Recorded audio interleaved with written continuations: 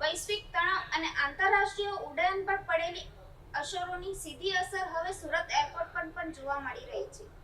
વિદેશમાં પ્રવાસ કરનાર મુસાફરીઓની સંખ્યા ભારે ઘટાડો નોંધાયો છે. જાન્યુઆરીમાં 23,000 થી વધુ રહેલી મુસાફરોની સંખ્યા એપ્રિલમાં ઘટીને માત્ર 4,000 જેટલી રહી ગઈ જોઈ છે. વૈશ્વિક તણાવ અને આંતરરાષ્ટ્રીય ઉડ્ડયન ક્ષેત્ર પર પડેલી અસરોના કારણે સુરત એરપોર્ટ પરથી વિદેશ પ્રવાસ કરનારા મુસાફરોની સંખ્યામાં ભારે ઘટાડો નોંધાયો છે. જાન્યુઆરી મહિનામાં આશરે 23,660 મુસાફરોએ વિદેશ યાત્રા કરી હતી, જ્યારે એપ્રિલમાં આ સંખ્યા ઘટીને માત્ર 4,114 રહી ગઈ છે.